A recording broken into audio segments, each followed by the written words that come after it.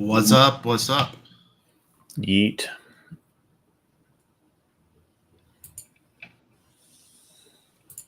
I have a existential life question for you, Luke. That has absolutely nothing to do with bowling. Sweet. And I don't think this counts as a dad joke, but it might anyways, so it's kind of serving double duty. So you know that the end of a loaf of bread is sometimes called the heel of a loaf of bread. So a loaf of bread has two heels and no toes? What the heck? Yeah. Make this make sense. I was just thinking about that as I was getting ready to start the stream. It's like, wait, this it doesn't, huh? 2 + 2 = 5 sometimes, but Yeah. you know, it really do be like that. So, how are you on this very dreary, somewhat windy Thursday? Yeah, it's a little rainy and thundery outside. It's a little expressy depressy over here. Hasn't really been much thunder that I've heard. I've had headphones on, watching the TOC all morning, like Nico said. So cool to see Brad making a run. Yeah. I haven't been able to watch any of it so far, but I think he, I want to say he got up to 4th or got back all the way up to 4th. that's what I'm match play round here. 2. Yeah, I'm keeping up with the commentary on the PBA channel anyway. Yeah. Let's see, game by game scoring. Yes, Brad is in 4th and safe by almost 100 over first out of the show, which is currently Eric Jones at 903 over. Yep. Which I'm rooted, like, I've become more and more of an EJ fan the last couple years. And so, like, in terms of, like, just favorite bowler who I want to win, I'm still going for EJ. But seeing Eric have this much success, especially after kind of getting to know him a little better in McPherson, is really, really cool. And if Brad bowls for the title, I think that's enough to get him exempt for next year. So that storyline is kind of like, I would love to see that happen at the same time. Well, and I think that even just making the show gives him something to, because I mean, if he has just a bad year entirely, and then it's like, well, I'm out of this, I'm going to have to do all this extra nonsense next year, then that, can change somebody's kind of future outlook and whatever else. And if he's like, okay, well, I can still make, so I just had a bad year. Yeah. It's not that I actually don't belong here. It's like, okay, well, I can still make shows. Yeah. And so that means that I'm still kind of going the right direction, or just, Yeah, for sure. So, and I didn't realize this until this morning. So the reason Brad even got into the main field is Simonelli and Pickford were last second withdrawals because they were on the roster initially. And so they were planning, they were planning on taking minimum 8 from the PTQ plus whatever they needed to fill up a pair. And so by the time the registration deadline closed, they thought they had 62, or what was it? Yeah, it was 60. They thought they had 60 in the main field, or it may have been 58. I think it was 58 in the main field. And so then you add 10 from that to get 68. That gives them 17 pairs of 4 to a pair, which they always try to fill up the pairs and fill up their pairs and nothing more at the TOC essentially. And so they essentially had like a half a pair extra on the roster. And so that's why they bumped up to 10. And by the time they started the PTQ, or like the day before, the minimum cut line of 10th was already announced before Simonelli and Pickford withdrew. If Simonelli and Pickford aren't even on the roster, they take 8 instead of 12 from the PTQ, and Brad doesn't even get in the main field. Yeah, so there's a whole bunch of stuff that had to go right. Yeah, and so I think Bowl TV did a feature on this kind of talking with Brad a little bit after his qualifying run, and he was like, yeah, like I shouldn't, realistically, I shouldn't have even been here, so I'm on a free roll. So let's make the most of it and see what happened. And I think that's actually kind of freed up his swing and his mental a little bit. And And he's been bowling amazing all week. Yeah, because I would imagine that I mean, going through the PTQ, of course, but once you're done with that, it's like, okay, I'm just not bowling. And so, yeah, why you were already not bowling. So Yeah. What's there to be clenched up about? Yeah. It's a free roll with no extra entry fee and a chance to save your season, essentially. Mm-hmm. And he is, he's more than taken full advantage of that, I think it's pretty safe to say. So, anyways, hi, Andrew. Enough about that. Let's talk some bowling. So, I guess to kind of recap where we were coming into last week, we were bowling Trevor's team, and we were, 22, 23 behind them. Mm-hmm. And so we were kind of thinking that, if we can get a good whack of points off of Trevor's team, that can give us a really solid position to possibly get, third. Mm-hmm. And, put us in a really good position to finish top 5 in the second half, which that I think ultimately is kind of the metric for success. That's a similar idea in my mind to overall success on the PBA Tour. I think is better measured by TV shows than titles, because it's like Chris Barnes was the best bowler, the best bowler over a week on tour for like 4 or 5 years, because he was making the show in like 50% of the tournaments he entered or something. Mm-hmm. Yeah, that made up number, but he was like his TV show rate was ridiculous. Granted, he wasn't putting it together in a 1-game match, but yeah, he was giving himself the chance. And it's like Tim Mack says all the time, is you can dog on guys all you want for not winning on TV. The only guys getting on TV are the really good bowlers. And so that's kind of a similar thing here, is like winning both halves in this league is incredibly difficult. But if you can finish top 5 and put yourself in a good spot for overall points in both halves, then there's not really anything else you can do. It'd be really interesting to see how many people, if bowling worked the way that golf did and just total pins, you qualified, did some rounds of match play or whatever else, and then highest pin total wins. Yeah. Versus, who is able to run a step ladder or something. Yeah. I think it'd be really interesting to see what kind of differences there would be, because I mean, Walter Ray has the title lead, but he also has finished second like 50 or 60 times too. Yeah. So he's probably bowled in more title matches than anybody else on the planet between all tours, if I had to guess.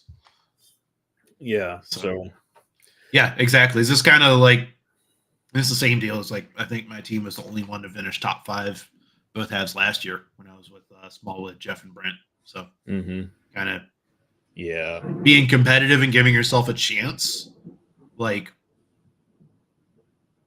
that's kind of like, can't ask for a whole lot more than that. I mean, we were not, it had been kind of an up and down half for us, and we're still winning well more than half our points, and right in the race for third. Yeah, and I would say, looking at the year, and that was the thing more for me than, it would have been great to win both halves, but at the same time, we still got the highest point. So we did lock up the highest win, the highest point total for the league. Yep. So jumping ahead, and we can kind of use this as a segue into talking about what happened last Thursday. 25-7 against Trevor's team. They bowled, let's see, Eric, Brent, and Trevor bowled and Adam bowled really well. And then Jaden, you and I all bowled decently well. And Noah almost shot 800. And that really, that's the very, very high level view of the matches. Noah carried us a little bit better than Adam carried them. And so he took 25 off of Trevor's team, which was pretty big. And you can see now we're just 3 back of them with 1 week to go. And, like you said, the really big number, 639 for season points. And I think second high is 591. Yeah. Which they mathematically, like, if we lose all our points tonight, we cannot be caught. Yeah. And then total pins too, we're up on Trevor's team by 230, and I would expect that to I mean, I could see them shooting 2,800. I just don't see us shooting 2,550 on 17 and 18. I don't So think they get there. I don't no, think anybody's shot they're more on than 17 and 18. Yep. They're on 17 and 18 against Keeler's team. Very interesting. So yeah, I'm betting that sub 2,700 wins that match. Well, and Keeler's team is built to succeed on 17 and 18 because Keeler doesn't touch the holes. Jeff really doesn't touch the holes. Yeah. DJ throws it very hard. Yeah. So, or DJ can throw it a lot harder than I think he normally does. I think it's easier for DJ to juice the speed. He likes free. Yeah, he likes the free swing, chuck it down the lane a lot more than soft touch roll. I agree there. Yeah, and I don't know. Would Brent, if Justin's ball doesn't see the first 20 feet, first 30 feet of the lane. Yeah, and on Trevor's team, Trevor really rolls the ball. Brent really rolls the ball. I think Adam and Eric could deal with it, but I think Keeler's got the better team build for super high friction anyway. Yep, I would agree with that. So that might actually help us out there. So looking behind us, we've got 280 points. Realistically, I think Tennyson's team could catch us if they have a good night and we don't have a great night. Yeah. I think that everybody else is kind of out of reach. I don't think that like Trent's team, they're 14 points. They would have to get 25 and we would have to very nearly get wiped. So I think that the amount of possibilities for us to fall down that far, and of course some of these teams are bowling each other too. So yeah, well we're bowling Russ tonight in 6th, so they're not too far behind us. So this is kind of if we take a good whack of points, that kind of protects us against one of our immediate chasers. Because realistically, I'm regarding Crouch through Tennyson as our primary threats. As long as we get at least if we get at least 10 to 12, which we've done all but I want to say 1 or 2 weeks the entire season. Yeah, I think there's only 1 week that we got less than 10, and that was Zach. That was Rhodes last half. We got 4 against Zach week 15, 9.5 against Tennyson week 21, 9 against Kreitzer week 22. Okay. So yeah, you've gotten, and then the next is 11. Which we've done 4 times. Yeah, so the chances of us getting less than 10, especially once we start talking about the matchup, the chances of us getting less than 10 is very low. As long as we show up and do our parts, I would agree with that. Yeah.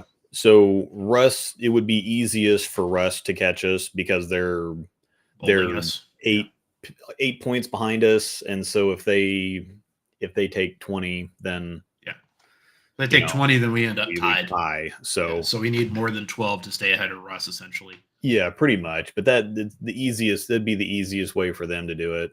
Yeah. The downside is Trevor has Keeler on 17 and 18. Kreitzer 5. Kreitzer Jennings on 11 and 12. Yeah, that's not going to be free. That's not a free match on either side. And Jerry's team has the lowest average against in the entire league. So that's going to be a grind fest on a pair that's been a little tricky recently to begin with. Rob's team is feeling pretty out of reach, especially considering they're bowling Nick's team on the highest scoring pair in the league. Yeah. So I'm assuming Rob is untouchable. So realistically, if we have a really good night, I think we can get the 3rd, but I don't really see a way we get above that. No, I was looking at a ceiling of 3rd with if we get crushed, we could probably fall to 6th. Yeah, that's what I was going to say. Yeah. So behind us. Yeah, sorry. Go ahead. No, I was just going to say, realistically speaking, we're in pretty good shape. If we just don't have a catastrophe week, we're in pretty good shape to stay in the top 5-ish. Or around that line, yeah. Yeah, and then Crouch they're bowling on 1 and 2, and you never know what you're going to get on 1 and 2. 1 and 2 against Danny's team. Yeah, they are bowling Danny's team. That's going to be which team, yeah, that's going to be. This matchup is which team Bradley shows up. Yeah. and which 1 and 2 shows up. Yeah, because there have been like 5 different 1 and 2s that we've seen the 4 weeks we bowled on that pair in this league this year. Well, I think Jason, which is Crouch, Jason's team kind of works like ours does. They may not all be firing on all cylinders, but 3 of them will show up. 3 of them will do enough to keep them in the conversation. Three of them show up pretty well every single game. So if somebody does have a bad game or a bad night, it's not like it's not like it's not one of those which Crouch team is going to show up. It's like, well, they're going to show up every single game. So they're one of those. It really depends on the other team. Yes, more than them, and it depends on how much the pair screws with them. Because talking about what happened with us last week, our scores were lower than what I thought everybody on the pair collectively bowled. Like, I feel like we all bowled well enough to shoot 7 something. Yeah. It just, Eric had comical carry the first game. Yep. He gave it to me the second game, but I've never seen so many 9 spares. And I think the first game, if you go back and look, we had clean games as both teams, like a clean screen. Which that reminds me, I've totally slacked on this. I don't think I've even posted it on your channel yet. Sorry. I posted I recorded last week. Mm-hmm. So let me post that in the chat real quick. There you go. Boom, boom. So it was, I mean, even like my pin carry has been pretty ridiculously good all year, and I had pretty much nothing for most of the night from a, like, not actually nothing. Like, I still shot 680 with like 242, 230, but it was like what's worked all year did not work last night or last week, just from a strategic perspective. From a strategic perspective, and so that kind of made it a little tricky. Yeah, we talked about that too, because three of us were lefties. Yeah. The only person you had in your area code was Brent. Mm-hmm. Because Adam and Jaden and Noah were all to the right. Then you had 3 lefties, and so it was just you and Brent. So that's another thing we were talking, or I was talking about on some of the PBA shows. It's like, well, things are very weird. It sounds great. Oh, you're all by yourself on one side of the lane. It's like, well, it sounds better than it ends up. It sounds great until it actually happens. Yeah. Yeah. And the right side really didn't break down. I mean, Jaden was the only one that started getting it. Like, the right side breaking down, I think, helped Noah and Adam. Yeah. As it opened up a little bit, Jaden started getting some angle issues with the ball hooking a little early, but she still put a decent set together.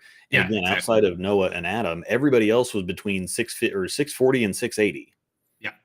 And it was just, it was a really weird night. And we all, like you said, we all bowled well. Yeah. Carrie didn't get the hits. Carrie was wild because we had 2 stuff 8 pins the very first frame, because I think Noah stuffed one, and then Eric, he stuffed a 9 pin. But that's right. Same deal.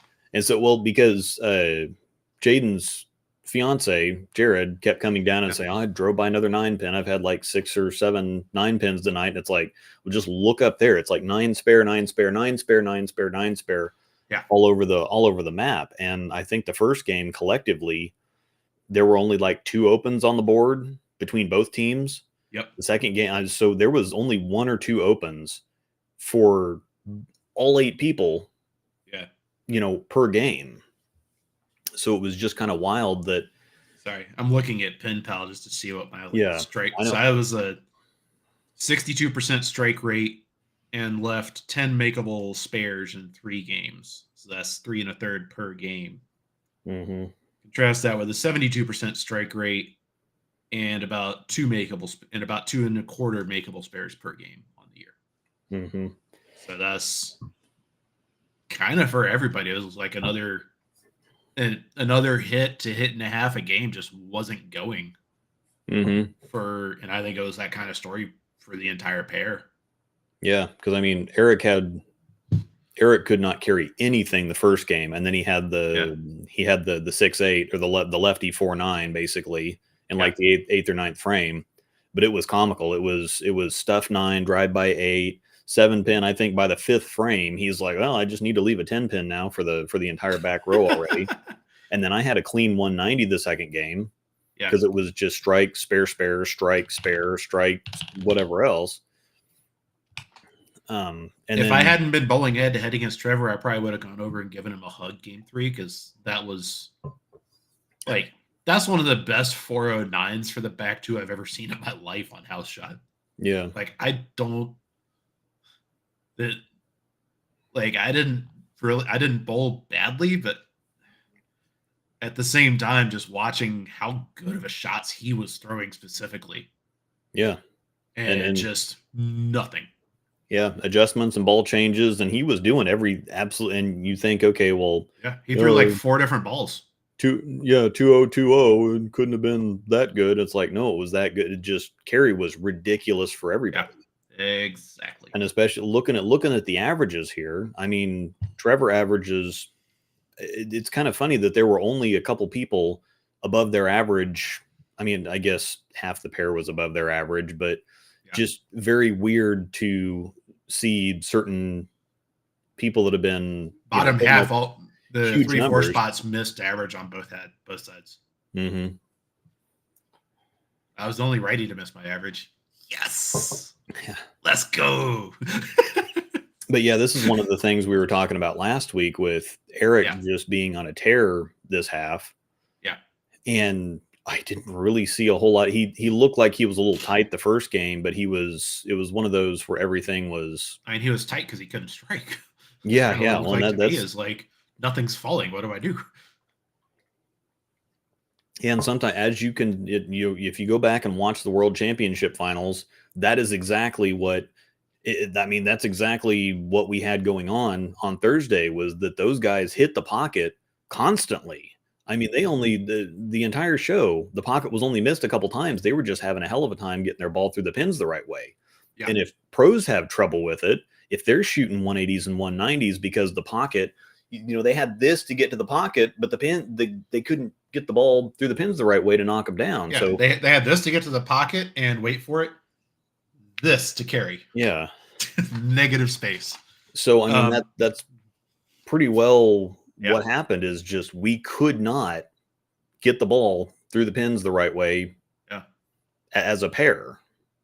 I still don't know how I even shot 230 game 3, if I'm being honest. Well, and see, that felt like the biggest Houdini job ever. Well, and this is the other thing here too, is that every single game was very close. Yeah. Like we needed, you think they shot 940 the first game, and it's kind of like if Eric gets another hit, and puts a double together or something, or that was just that game was crazy. Any one strike was the difference for game 1. Game 2, that's what 37. Yeah. Well, and realistically, we needed every single. I mean, we needed Noah to shoot 270 that game. Mm-hmm. And then it was my turn to not be able to carry anything the second game. And then the last game, I think that the last game, they were up on us by a lot through like 6 frames. And I started looking at it going, okay, well, we need to be looking at total now because we were only up by what, 60-ish pins. And I thought, okay, we just need to shoot a decent game. Well, we were getting rolled game 3 for the first 5 or 6 frames. And it's like, okay, we need to start thinking about totals here. If we don't get this game, whatever, but we need to start thinking about total. It was 57, by the way. Okay. Yeah, pretty much. Yeah. So it's like, okay, we got to pay attention here now. And we were just able to, they faltered and we managed to hang on enough for the game. And obviously that was enough to get total. Yeah. I mean, it's not very often that 27-22 gets 5 or 7. Yeah. And see that that is a tough break. Mm-hmm. Because if they shoot that, if you were to look, if they shoot 2,700 against any other team in the league, like flip back to the current standings page. Yeah. We can look at that. 25, 26, 25, 25, 24, 25. Yeah, they were second high in the league. Holy moly. Yeah. Ouch. But yeah, second high in the league, but that's been happening to them all year. That's why if you look at their team average or their total pins, Nobody else is remotely close. Like we're at 88 something. Nobody else is above 88.4, 86.30. 88.2. So we've got 86.4. both of our teams 86.7. have like 2,000 pins on the field. Yeah. And I think they have the highest average against.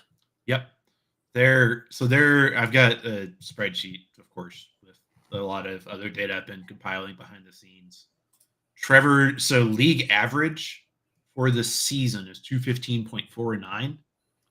Trevor's team's average against is 219.17. That's just under 4 pins a game above league average, and the highest average against in the entire league. Yeah, so that's the only reason that they haven't. Wild. Because Trevor drafted extremely well because in part because I think Eric got passed over initially because he did come in with a 230 something, and it's like, gosh, that's really hard to. But how he ended up with Adam and Brent after that, because Adam's one of those sneaky ones like a Warren Elliott, that he's the only reason that he doesn't average 225 is because you just have the couple weeks where if he doesn't match up, he has some really low sets. And that's the only thing that keeps his average down. Yeah. But he's one of the ones that's like, how's your average 215 when you shoot 750 every week? This doesn't make any sense. Pretty much. So Eric didn't get passed over that much. He was Trevor's first round pick, and Trevor had 7th pick.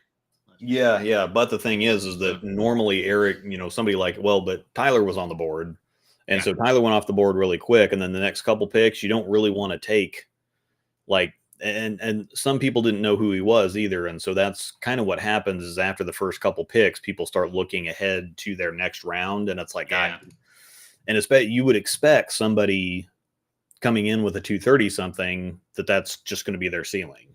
And so you're always, that's another thing is you're always looking for value or what's the. There's 226 on the draft board last year. Okay. So that's from Olathe. That's one of those things where people are like, well, in that situation, I would rather take the 215 that I think can get to 225 rather than the unknown 225 that may or may not do anything extra. So Trevor was already, Trevor as a team captain is going to win most. He's had this funny thing is he's had a bad year. Like he's had a really rough year and he's still averaging 230. That's not as rough as first half of last year, but still. Mm-hmm. But so Eric's way up. I think Brent's up. Adam's even up a little bit. I think Brent is actually down. Oh, Brent's down? Yeah, he was 212.56, and he's 208 this year. Oh, okay. Adam is the same situation as Jaden for us. He was 203.56 on the board and 17 right now. Okay, so he had a rough year last year. Okay, so but so they've been a really tough team. Yeah. They just haven't had the results to show for it. And this is, again, a perfect example of they've just been getting careered every week. Yeah. But, I mean, that's what we talked about last week is we really have to pay attention to this matchup because it would have been really easy if we get blanked last week or if they do to us what we did to them, then we're looking at, not even being able to get up into the top 5, 6, 7, 8 or whatever. If we let's say we get 6 instead of 25, that's 261 and that's 263 and a half. Yeah. So we'd be in 10th. Yeah. And be looking at maybe being able to claw back to 6th if we're really lucky. Yeah. Oh. Nick's here. What's up, Nick? This is I'm in my home office. I had moved about a month and a half ago and I haven't finished decorating yet. So got my lamps back there. Got my bowling ball shelf over there. So it works out. What's up, dude? Yeah, I've got all the lights off and just using the light from the screen because if the lights were on, then I would be bright white. Yeah. It happens. I normally would be if the sun was out. So. I love lamp. Correct. Let's there was actually a good question from Justin, by the way. Equipment wise, I think did you throw your GB5 most of the night? Yeah, I threw the GB5 the whole night. Okay. actually that's what Eric ended up going to the last game and a half. Yeah, or because so, he was throwing the Ruby, and it just wasn't getting to the pins the right way. Yeah, and so the GB5 looked great but once he made the switch, and then Trevor. I can't even remember. Trevor, he threw the effect for a little bit. That didn't work. The GB5 was a little early for him. He used WebMB game 1. That's right. And then, because he talked to me about this, it's like his WebMB has been like the absolute like stone cold nuts on the fresh. Mm-hmm. And then game 2, he always just grinds for like 2-0 with it. And then he finally gets out of it and gets to something else and has a good third game. Yeah. And so he told me at the start of game 2, I was like, excuse me, he was like, I'm just going to pull the trigger. He threw his effect and it worked for like a shot. And then he got out of it. And then it didn't work and then he got out of it. And through the GB5, I feel like he threw a couple shots with a big time in there as well. Yeah, he might have. Yeah. And then, back to the WebMB, and he was just back and forth between a bunch of stuff and never really, 2-0 from a bowler of his caliber throwing good shots. That just tells you how bad his ball reaction was. So yeah, it happens. Yeah, he shot better at nationals. Yep. Netherlands is harder than nationals, confirmed. Yeah. They put down the really tricky stuff in league, but nationals. Yeah, nationals is the absolute fine China. Mm-hmm. So, yeah, looking ahead to this week, we've been going for a long time and haven't even talked about tonight yet. So this is the last week of the league. Obviously have payout next week, and depending on who wins the second half, we might shop the championship money. We might bowl for it. Who the heck knows?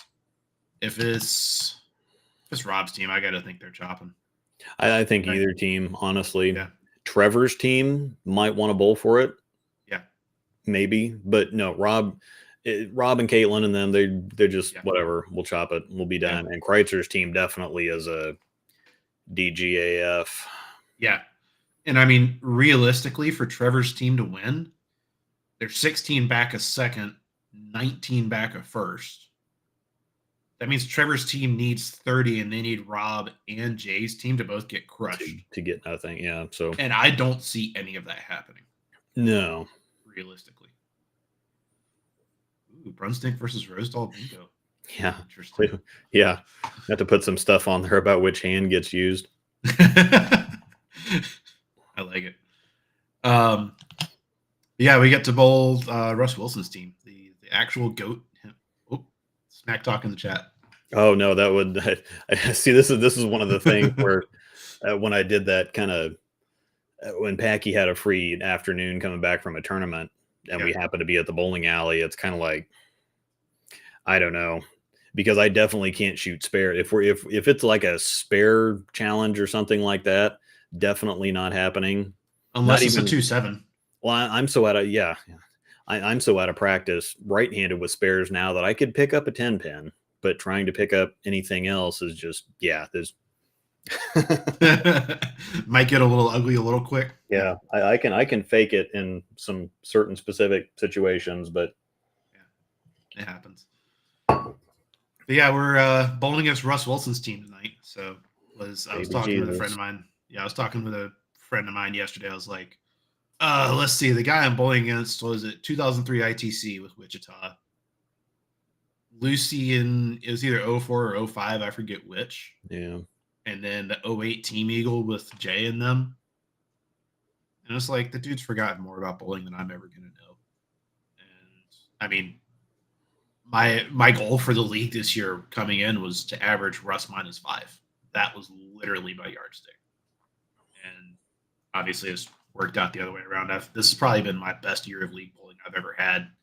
And Russ has just been a little out of sync for a lot of it. So still mad respect for him. And it's going to I'm the sort of person to never sleep on opponents, but Russ is always a tough out. And I think the story of he's just had a couple more sets where he scored lower than he normally does. Yeah. He's had a couple more like 620, 630 sets this year. And specifically running out of room. And 17 and 18 has caused a lot of lower sets for people too. But he's, again, like, the last time we bowled him, he shot 180 something. He's had a lot of game 3, what the hell happened here type of deals. Yep. But we didn't have to bowl against Larry last time. And the average difference between Larry's had a good year. Yeah, Larry's had a phenomenal year. And when Russ drafted the Dingle-Burton combo, I think it was... Actually, wait, I have this information. Well, it might be backward because Craig was a team captain a couple years ago. There was one year he just went on a tear. Oh, really? Okay, yeah. So their draft average, it was the Burton Dingle combo at 209.97 was his second round pick. I think 2 years ago Craig was a team captain because he averaged 225 or something for a year. It just he drilled him a pre-soft gate Zen and averaged like 220. Never stopped striking. Yeah. And he's slowed down a little bit, but part of it too is I think he stays fairly busy with his job, and now that he's only bowling once every other week, I think he might bowl another league here and there. But Larry's had a good year. Craig's been a little bit down, and I think fortunately enough, we've caught Craig both times we bowled him this year. So I'm going to be bowling. It's speculation, but I think it's going to be. So we're talking about that right now, actually, John. Sorry, didn't mean to interrupt you. But and the other thing is, Mason came down and talking is like, "Oh, looks like I'm getting you next week." Because he said that to you last week. I do remember that now that you said something earlier about who we were going to be bowling. And that does it. Mason's been bouncing around back and forth, bowling two or three every week, because when Craig bowls, he's in the 3, has to be in the 3 spot because the top 2 team averages have to be in the bottom 2 spots. And then when Larry bowls, he's the 3 bowler. So Mason's been going back and forth. Yeah. I don't remember. I don't know if we actually talked about this last half. So I do want to explain just briefly for folks that are following along. So this league is normally you draft a 4-person roster. So I draft my 3 players and that's the end of it. What happens sometimes, and there's been a combo like this for several years in a row now, where you'll actually draft 2 bowlers who want to bowl part-time. And so Russ's second pick this year was essentially a split season of both Craig Dingle and Larry Burton. Mm-hmm. So I was looking back at what they've done over the course of the year, and they've been going roughly every other week, almost in an identical 50-50 split for several months now. Mm-hmm. And so kind of going off of that trend, plus what Mason said, my guess is that we'll have Craig tonight, which then means, with like Luke was saying, is with the rules of how your lineups have to be constructed based on averages, that makes Luke's life a little bit easier because, Larry's been having a fantastic year. That makes our life a little easier as a team as well. Mm-hmm. Going from Larry at 222 for 45 to Craig at 203 for 51. Obviously Craig has a high ceiling, and Larry can have an off week as well. But looking at historical data from the year and thinking about what that means for the matchup tonight, it is kind of okay, we can breathe a little bit easier type of deal. Yeah, but it's still we look at him last time is. Rich was in the leadoff spot at 2-0, and he turned 460. Yeah, this is not a team to be slept on, even with that. No, and Mason again so his average is 213, but I think he bounces back and forth. Yep, he's a little volatile. He can put 250, 260 on you pretty easily, but he can also, his angles can get off, and he can have a little bit extra trouble. Yeah, when he's striking, he strikes a lot for a 213, but when he's not, it can just be one of those kind of head scratcher, well, this sucks. Just disaster games where everything gets out of hand really quickly. For being a 213, he doesn't, I'm looking at his series log for the year, and he doesn't have many disaster sets though. He's only got 1, 2, 3, 4, 5, 6 sets below 600 for the season as a 213.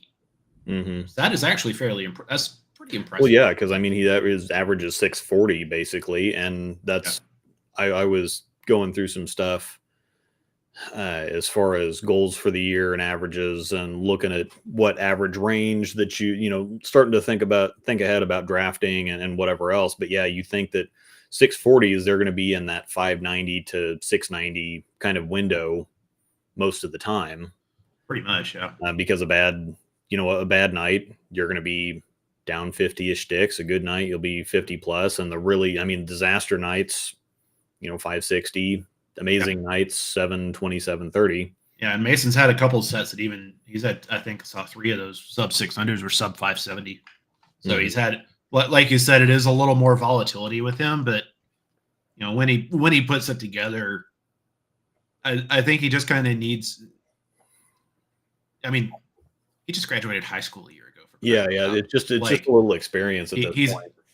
Like, this is not me dunking on him in any way, shape, form, or fashion. So please don't hear it like that. But it's like he's just a kid, but he has like the ceiling in terms of potential long-term results for him as a bowler is ridiculous. Yeah, because he throws it really good. He just needs to get the refinement, but physically and mentally to get there. But I mean, yeah, if I was going to place bets on someone who's going to be a captain in 3 years, he's on the list.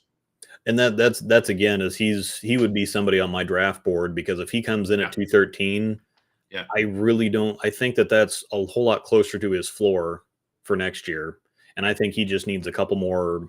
And he is somebody that's also okay. So they come in at a certain place, but I also think he's coachable enough to get him up to 220 in a season. The ceiling and the possibilities, I think, kind of outweigh the. And he's like a perfect cost too, because it's okay, if he doesn't end up being your 3 bowler, then he's going to be one of the best leadoff or 2 bowlers in the league.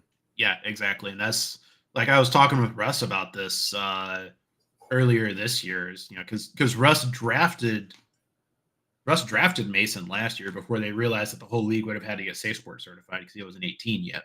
Mm-hmm. And then, so when they realized that, Mason dropped out of the league. But I was talking with Russ and kind of made that observation of like, he seems like a pretty, like, he has his moments because he's just a kid, but he at the same time is like, he's coachable and he's willing to listen and work at stuff. Yeah, the upside is super high. And that means his upside, like him being with Russ, I think is a phenomenal landing spot. Him being with me would be a pretty good landing spot. Him being with you would be another phenomenal landing spot. So it's like, I'm almost thinking if Mason's there with my first round pick, I might take him just so you can't get him with your second. Well, see, this is the other interesting thing that we'll talk about next week. I've always thought that a great strategy for the bowler picking the highest average bowler is find that 2-0 to 205 bowler that you think is going to be 210 or 215, because then you can set yourself up to pick higher in the second round, or possibly essentially punt a little bit on your 3-hole, so you load up on the top half. Yeah. Well, and you can actually get your 1-hole and your 3-hole in back-to-back picks instead of picking your 3 bowler and then sliding further in the second round. If you can pick that 2-0 or 205 that is going to be 210, 215 in the first round, go low to set yourself up for a higher pick in the second round. I mean, obviously, if it's going to put you too far down the list, like you're going to have the problem of no matter who you pick, you're still going to be picking later enough. Like I wouldn't go low to get, if you're still, even if you go low, if you're still going to be picking like 7th or 8th in the next round, I just get who you need to get so that you don't. Yeah. Because I've done that before. I've ended up with 3 leadoff bowlers trying to draft that way before, and that when you don't have a 3-hole bowler, that really hurts. Yeah, exactly. And that's looking at Russ's draft from last year.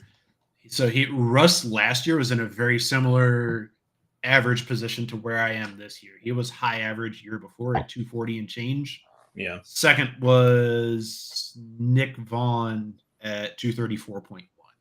Yeah. That's about 6.5 pins. That's about, my gap is 7 to Russ right now. So very, very comparable type of idea Russ took Mason at 212 with the last pick of the first round. Mm-hmm. And that got him that only got him 3 additional spots in the second round. So he had the 15th pick second round. Yeah. So you might be stuck picking who you need to pay. Just get who you need to get, and then make better. You just deal with what you have to deal with. But now, with that said, let's say if Russ fired on a, let's just put in a random 205 there instead. If he had fired on a 205, that would have. Where'd he go? Oh, oops, wrong button. That would have gotten him up another 4 spots in the draft. So that would have gotten him, what is that, pick 11, I think? Yeah. So could he have potentially got a leadoff bowler and then still gotten Mason at the same time? So I think that's what it's possible. Well, and see that's another thing is if you think, okay, well I'm looking at this bowler for my 3-hole, can I go on ahead and draft somebody else and still get them with my second round pick?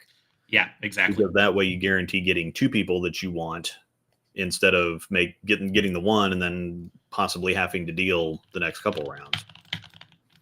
But anyway, we'll talk more about this. We'll talk more about this next week because we'll do kind of a season wrap up and then start thinking about early once we see exactly where we're at as far as, okay, who's going to be team captains, who do we know is not coming back, and trying to, that you're going to be the last pick of the first round.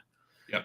I'm going to be one of the first few picks if we do go down to 16 teams like Jesse thinks might be a possibility, or if we stay at 18, I'm going to be one of the first few picks because I'm like 15th in average right now. Yep, you are exactly 15th, and I can't probably going to stay there. I can't catch Jason, and I would have to have a really bad night to fall out of that, I think. So actually, the person to catch for you is Bo McVeigh now. He is gone around you. He's at 223.67, and you're at 223.2. So there is a possibility. Like if Bo has a good night and you shoot 7, or a bad night and you shoot 750, you could get to 14th.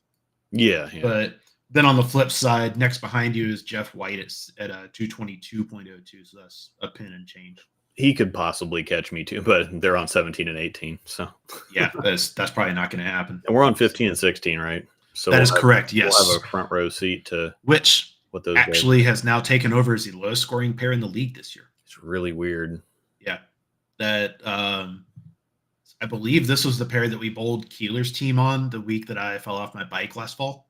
Mm-hmm. And it's like, looking back at my notes, because I was looking ahead and just kind of refreshing my memory a little bit because I haven't seen this pair in a while. This is one of the pairs we don't even bowl on Fridays. A little bit of a hang spot on 16, and it's just one of those pairs where it doesn't hook as much as you think it's going to, generally speaking. And when it does, it's like wiggly, inconsistent hook. This is almost one of those, like, my approach on this pair is actually a little closer to what like EJ was doing on the World Championship show of just like hit the pocket, take your lumps, and hope you string a few doubles in there. Yeah, or string a few 4-baggers in this case, but potato tomato. Yeah, if you start chasing carry, it could fall apart really quickly. Yeah, this is not that, like, I'm not trying to shoot 800, but my goal is to shoot like above 680. Yeah. Actually my goal is to hit the pocket 33 times. And if I do that, then the rest will take care of itself, and I'm just going to kind of take my lumps of whatever variance comes from that, especially knowing, Mason or Russ are both going to be hooking it a little more like I am. So it's going to get a little weird playing in, but whatever. Yeah. And you're by yourself, so I think that'll make it a little easier. I think that will be okay. Yeah.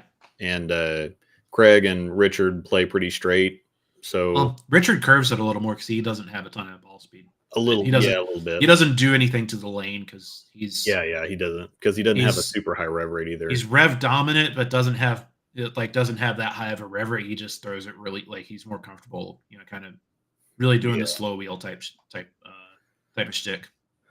So yeah, I think I think either way it goes, we're have a favorable matchup. Again, they made us show up last time because we beat them by 90, then they beat us by 100, then we beat them by 100, so that it was a very uncompetitive match last time. Even though the final score, I mean, even for total, we only beat them by 100, which isn't that much when you're talking about total sticks, because that's only averaging beating them by like 30 something a game, which is very.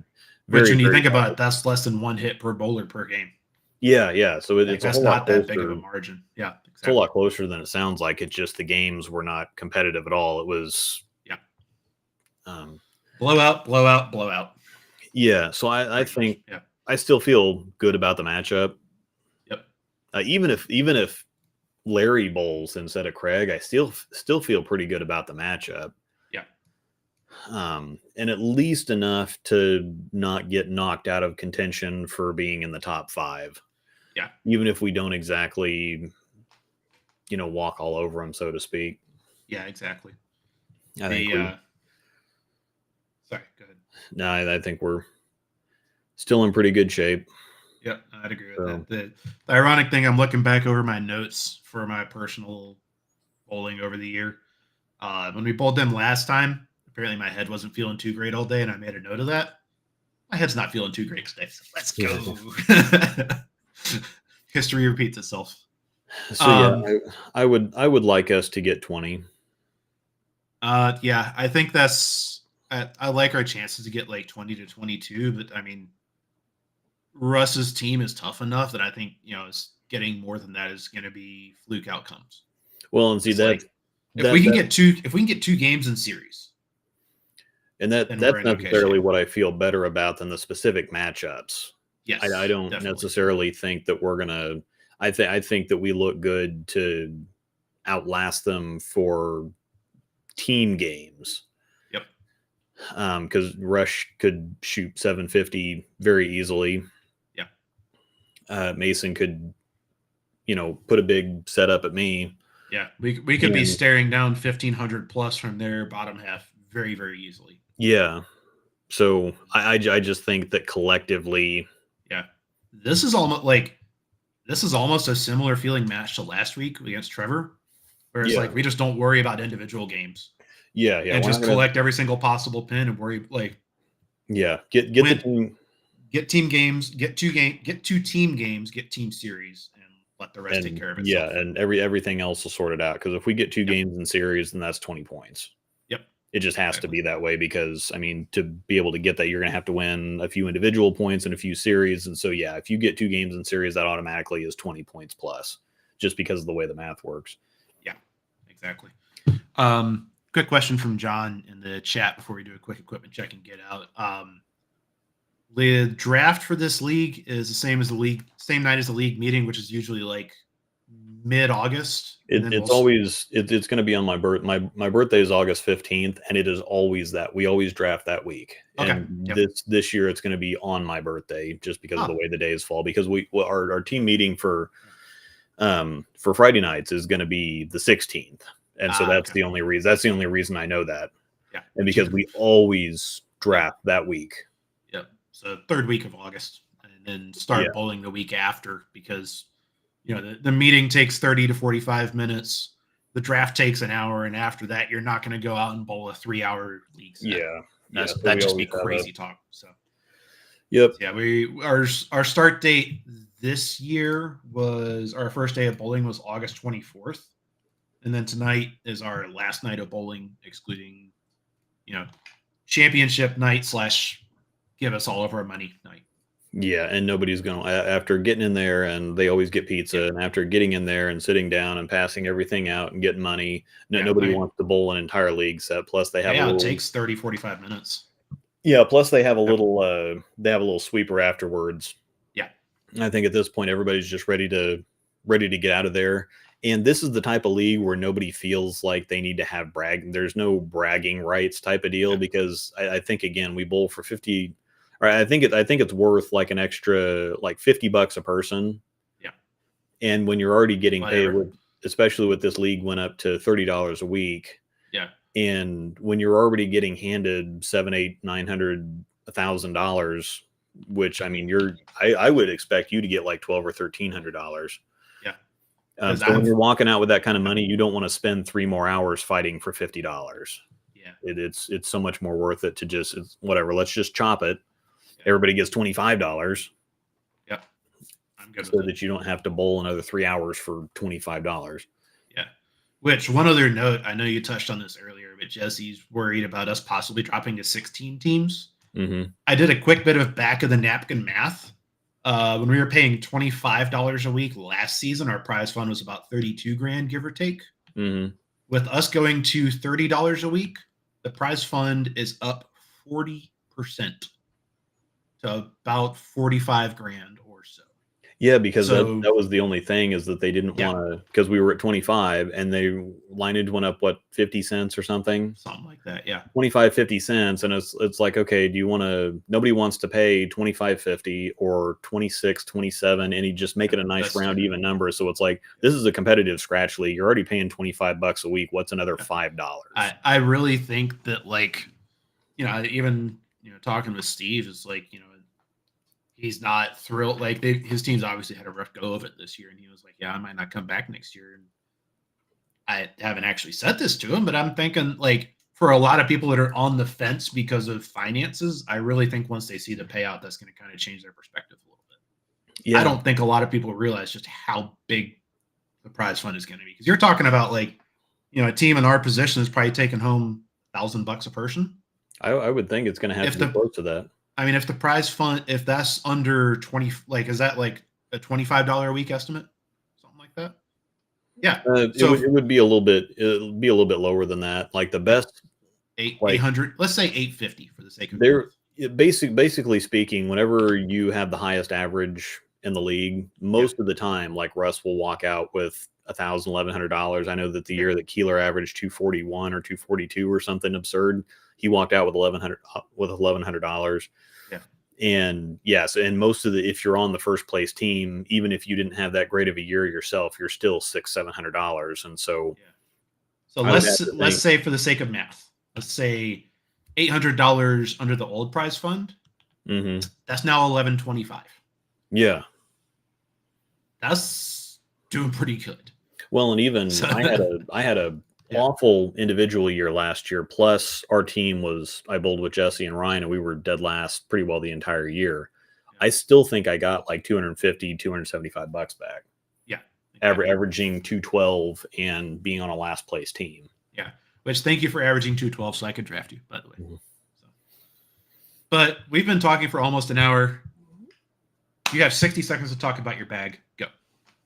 Yeah, it's nothing's really changing. I'm taking the same stuff. And matter of fact, I could take a Theorem and a GB5 and my spare ball and not even worry about the other two. It's going to be the Beyond Infinity and my Covert Revolt. But okay. I might even just bring the 3 to not even tempt myself, because I'm going to throw the Theorem or the GB5. There's no reason to even drag the extra bag in. Yeah, that's fair. That was pretty good. That was 26 seconds. Mm-hmm. I am also going to hold myself to the same minute starting now. Bag in the past has been 3.0, Envy Tour, Theorem, Camo, Spare Ball. The only change I am making tonight, and this is just for the lulz as much as anything else, I don't expect to throw it, is I drilled a nuclear forge last week that has actually been pretty fun. And I could see a world in which the lanes get a little crispy, and I kind of need to fade the middle a little bit more than what my Theorem can naturally do. And I think the nuclear forge is going to be very good at that. It's a little slower, a little more tumbly than my GB4 hybrid, but also not as early as my Theorem. So should kind of fit a nice little roll there. I don't expect to throw it. Going to have 6 with me. I'm drilling an effect later today as well, but there's no world in which I'm going to throw that for the first time against Russ. Mm-hmm. Tonight for me is Envy Tour, Theorem, nothing else matters. So. Yeah, we need to keep it simple. And yes, I made it. Yeah, we need to same type of deal as last week. Yep. We just need to get some team games and get out of the week. Yep, exactly. So we have been going for almost an hour. I'll let you deal with that question from John real quick, and then we can call it. Yeah, the reissues weren't as good as the originals, but they still look pretty good. So yeah, if it's $40, that's probably a reissue. Yeah, if it's a $40 Covert Revolt, I think I don't really care which. Hey, If I yeah, could find, at that price, I don't care, but it is probably a reissue, not the original. I would definitely take some reissues if I could find them. Yeah. So cool. And with that, we are over the hour mark to talk about a stupid bowling league. So. Well, and it might be the same next week because we're gonna kind of wrap things up and talk a little bit of draft strategy. Exactly. Because it's never too early to talk draft strategy, especially once you see where we can always do kind of a mock draft of, okay, we don't exactly know who's coming back, but the vast majority, like 90% of the league comes back, stays the same. And so you can get some ideas. And I can have a mock draft. I can have a draft board set up with incoming averages from this year and everything. Yeah. And so there's going to be a few details changed going into next year, but it's fun to talk about. Yeah, for sure. So, all right. Well, thanks everybody for hanging out for the entire hour. Normally we go 30 minutes, but there's just some extra stuff to talk about. So kept going and going and going. Yep. And quick plug before we get out of here. Also, do not forget to join Luke's Discord server. If you're a bowling nerd and you like talking bowling all the time, becoming a member of his Patreon or YouTube membership and joining his Discord channel or Discord server, you get to hang out with about 140 other bowling nerds who love talking bowling all the time. Yeah. Not a better bowling place on the internet, in my opinion. We're kind of protective of the community because that's why I haven't really promoted it a whole lot. But if you're watching a stream like this, then you're interested in you're the type of person that we want to have in there. And so as much as I want to be protective of the community, if we can have more people in there like the people we already have in there, then that's just good for everybody. Yep, exactly. So yeah. But for now, we must go. Yep. Thanks everybody for hanging out. Hopefully we have some good news going into next week. And even if we don't, I mean, we got the season points total. I think we got the season high pins. Season points, season pins. We're going to get a lot of money and pizza next week. So. Yes. So, it's been a fun year, dude. So.